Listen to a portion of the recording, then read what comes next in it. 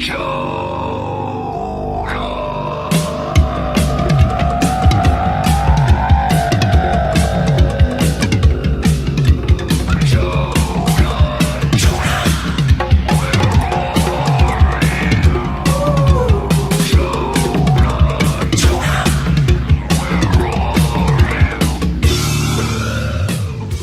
again and Happy New Year. I'm going to be back with trying to do some Patreon videos again. Last month I really haven't done, well, anything. Of course, you know, it was Christmas and it gets a little hectic and it was the end of the semester. But now that the Chicago Bears are out of the playoffs and Alabama lost, I can get back to normalcy. If I look a little tired today, it's because tomorrow is the beginning of the new semester, and I was getting all geared up to do a lot of last-minute things. And then last night, my 7-year-old had his semesterly. Every semester, he does this at least once. He just wakes up at 2:30 in the morning, and he's just awake. He's not crazy. He's not sick. He just is awake. He gets in my bed, and he plays with the trains, and I can't get him to go back to sleep for another 2.5 hours. So the result is I'm a zombie today. And I'm pretty sure he's a zombie at school today as well. So, in any case, I wanted to just do a short video today. I'm going to try to make them, the very last one I did, I think it was on Joseph and Judah, Genesis 37 and 38. I went really long, and I don't want to do it as long. So, I just want to give you a heads up of what I'm going to be doing for the next probably month, and I'm going to really try to do a good job doing one short video every week. I'm going to try to get into a good routine and everything. Back when I was doing my second master's program at Trinity Western University in Langley, British Columbia, Canada, I ended up doing a master's thesis on the Book of Jonah, and specifically intertextuality in the Book of Jonah. What is intertextuality, you ask? Well, that's one of the things I will be sharing with you in the next month, because it's really important to understand it. And basically, I'll give you a really basic definition. Intertextuality is when the later books of the Bible, whether it's the later Old Testament books or the New Testament, when they use, when they quote, when they refer or allude to earlier passages of Scripture as a means of retelling their story. It's kind of, you know, how texts, you know, what's the word? Go together. How later writers use the older stuff, and in their storytelling and their writing and their letters and all that stuff. And it is fascinating. Being a lit major, my undergraduate degree was lit major. Anytime I see allusion and references in a creative way, I love it, and that's what one of my favorite things about biblical studies. It's doing the historical stuff is good and it's important, but learning how to read the literature is, to me, I think the most fascinating thing, and I think it's the most engaging. Well, anyway, back when I was in the master's program at Trinity Western, I did my thesis on intertextuality in the Book of Jonah, and here it is. This baby is beautiful. And it was looking at how the Book of Jonah uses other biblical texts in the telling of Jonah itself. Once I did that, then it's coming up on like 8 years ago, I took a number of passages from that thesis and I reworked them into 3 different articles, which are found in Biblical Theology Bulletin. Woohoo! And I got them published, and that was back in 2011, and then life happened and I haven't gotten back to doing much publishing. So what I'm going to do is I'm going to share with you for the next 4 weeks, maybe 5, various things about the Book of Jonah that I think you'll find very interesting. I'll start off with just some general comments today. Too often, first of all, everybody knows the story of Jonah. Ever since you were in, Sunday school, if you're old enough to remember flannel boards, if not, at least, comic books or any kind of things that they used in Sunday school, you know the story of Jonah and the whale. And then occasionally you'll always get somebody who's kind of a little snotty, and they'll tell you, well, it's actually Jonah and the big fish. It doesn't say whale. And that's true. And that actually is kind of an important thing, but not just as a piece of trivial pursuit, knowledge. And a lot of people know the story, but not too many people really know why that's in the Bible and what the story is about. Too often, the book of Jonah and the story of Jonah is kind of reduced to like two things. One is, let's try to find some actual proof that a human being can be in the belly of a fish for 3 days and survive. Because that's like scientific proof to show that it's scientifically, historically possible. You go that route, you kind of miss the point of the story. Or if they try to get to the point of the story, it comes down to a very general teaching of, we should really forgive other people. And that's true. We should forgive other people.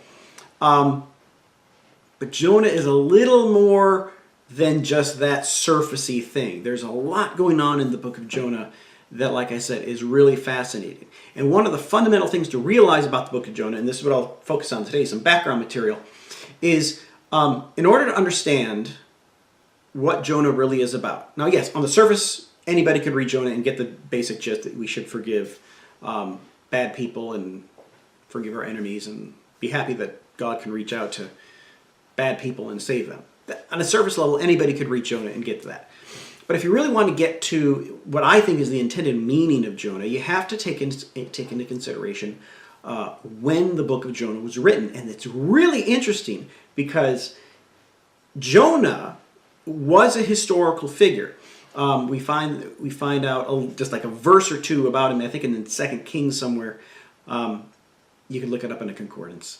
He was a pre-exilic northern prophet, and that's really important to realize. Remember, you have to know the general history of ancient Israel. You had the United Kingdom under Saul and David and Solomon, and then right after Solomon died in 930-ish BC, there was a civil war basically between Solomon's son Rehoboam and Jeroboam, and they split the kingdom, and you had the northern kingdom was called Israel, the 10 tribes in the north. They were the northern kingdom of Israel, and then you had the southern kingdom of Judah, which was really Judah and Benjamin, and that was the line of David, who kept that going. The northern kingdom lasted for about 200 years, from like 930 BC to 721 BC, when Assyria came in and destroyed it. And Jonah was a historical figure, a prophet in the north during the reign of Jeroboam II, which is basically, you say the early part of the 8th century BC, which is basically in the 700s, 60s, 70s, 80s, something along that line, BC. Northern prophet, pre-exilic. The book of Jonah, though, when it was actually written, there's a lot of things in the book that tell scholars, and most scholars that I know of, agree that the book of Jonah wasn't written at that time. The book of Jonah was actually written after the exile of the southern kingdom. And Judah, by the way, the kingdom of Judah lasted until like 587 BC, and then they went into exile for roughly 70 years or so. And then they came back in 539 BC, and this book of Jonah was written after that time. So one of the interesting things to realize about the book of Jonah is that it is a post-exilic work of the southern kingdom, the refugees from the southern kingdom, but it's about a pre-exilic northern prophet, which is really kind of strange. Plus the fact it was written, so far after the time of the historical person. There's a lot of stuff going on in Jonah that you really have to consider to get the dynamic of what's being said. How do scholars know, or how do scholars assume that the book of Jonah is a post-exilic work? Unless you know Hebrew and Aramaic, it's hard to tell. But basically, there's a lot of language in the Book of Jonah that lends itself to Aramaic, and Aramaic wasn't used until post-exilic times. It would be kind of like if like me writing a story about Abraham Lincoln, and if I wrote the story, and in my story I said, and then Abraham Lincoln said to the South, yo dudes, slavery just ain't cool. You gotta stop that, dogs. You could if you know anything about English and American history, you know that Abraham Lincoln didn't use that language. That language is 21st century North American hip-hop language. Right then you say the story might be about Abraham Lincoln, but the story was written much later. And there's things in the Book of Jonah, certain Aramaic phrases and stuff, that tell scholars this was written during a much later time. And so the question, though, is, with the Book of Jonah, that leads to this fundamental question is, how are we supposed to understand the genre of Jonah? Now, if you're like me growing up, you probably assumed, oh, this is a historical event, and Jonah was really swallowed by a whale, and Nineveh really was saved, and all this stuff. Unfortunately, if you want to cling to that notion, there's not much evidence for that. First of all, we have the royal archives and annals of Assyria, which is Nineveh was the capital of Assyria, from the 8th century. And there is no record anywhere of the city of Nineveh fasting for 40 days and crying out to the God of Israel and being saved. There's no historical record of it at all. No hint of it. Plus the fact, the story itself, you know, if you grow up with it in Sunday school, you're so familiar with it, you kind of forget how odd the story is. And it would be kind of like me, and this is what I would do sometimes with my students when I taught high school. I still use it in college, but I have to vary it. When I taught high school, Barack Obama was still the president. And so it'd be kind of like this. I'll do a really quick, you'll get the idea. It'd be kind of like me telling a story about, okay, God appeared to Barack Obama in the Oval Office, and he said, hey, Barack, I want you to go to Afghanistan. I want you to go to Afghanistan and Pakistan, and you find Al-Qaeda and Osama bin Laden, and you preach to them and tell them that I'm going to judge them.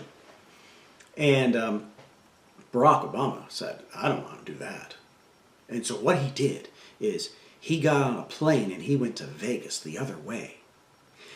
But while he was flying through the air, God sent a huge storm that the plane had to go through, and Air Force One was going down, and the pilots asked Barack Obama, like, who are you? Okay, it's stupid because they know he's the president, but and Barack Obama basically said, I'm running away from God, I'm going to Vegas because he wants me to go to Afghanistan. I'll tell you what, if you want to survive, throw me out of the plane. And they didn't want to, but then eventually they threw him out of the plane, and the storm stopped, and the pilots survived, and they flew home, and they immediately went to church and praised God and thanked him.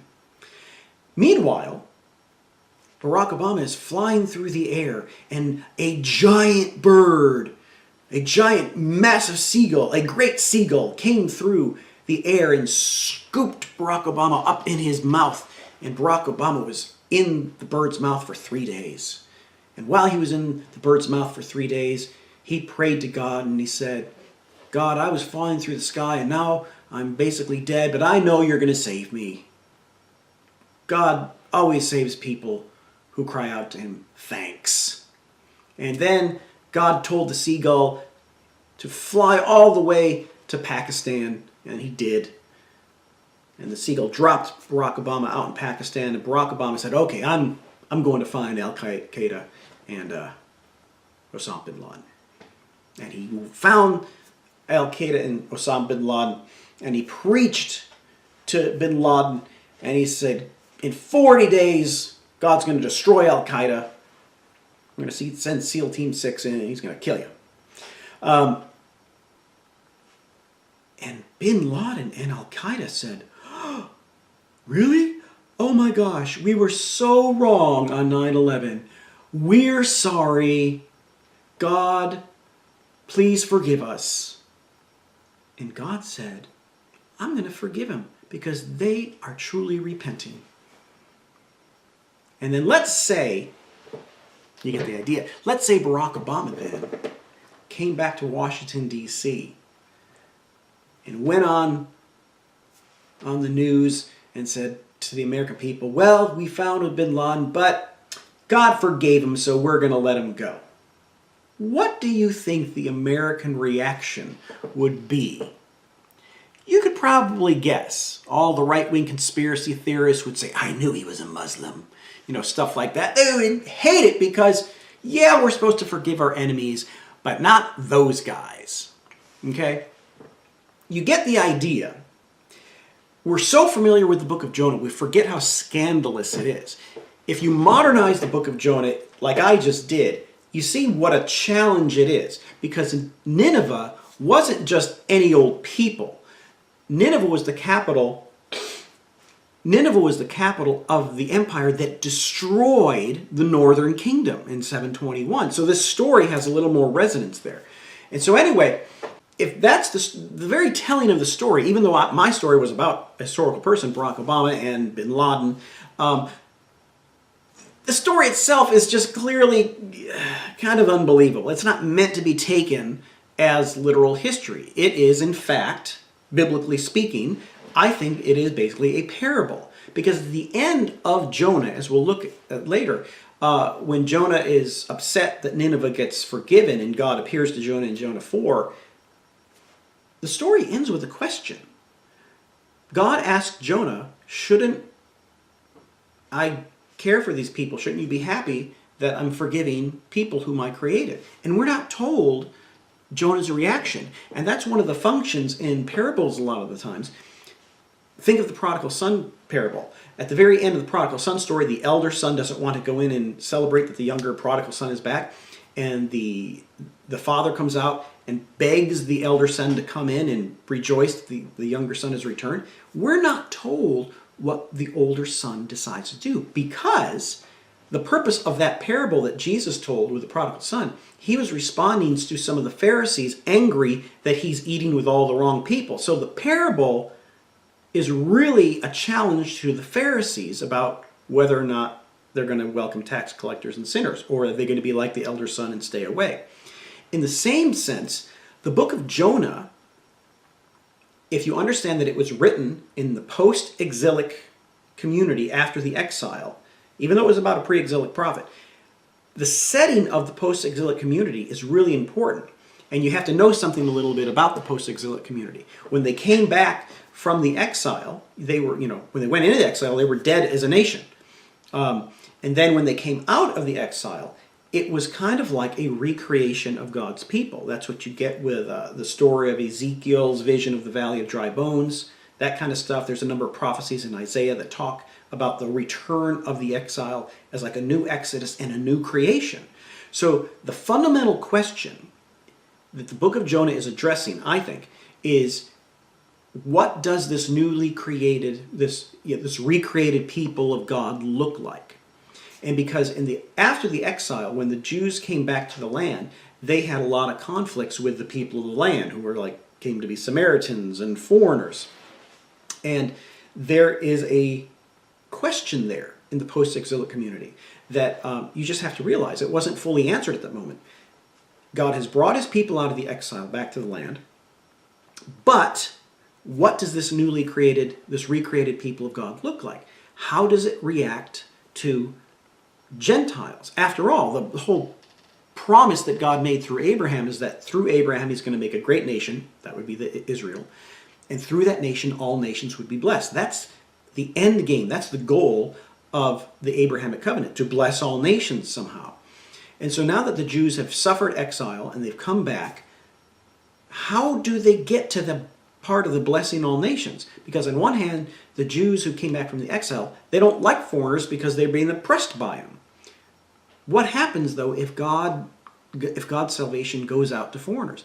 And so when you realize that, if you realize that the book of Jonah as a Southern post-exilic work about a Northern prophet, Northern pre-exilic prophet, but it's addressed to the Southern post-exilic concerns and various other genre things about it. It seems pretty obvious to me that it is meant to be read as a parable, and it's not meant to be as a historical statement. A lot of people get bent out of shape over that. I don't think you need to get bent out of shape over that. Just because you have to understand the genre. And if the genre isn't meant to be a historical claim, don't take it as a historical claim. If it looks like a parable, and it walks like a parable, and it quacks like a parable, it's probably a parable. And so anyway, I'm going to take you through the story of Jonah over the next, 3 or 4, maybe, if this week, 4 more weeks probably, take it chapter at a time.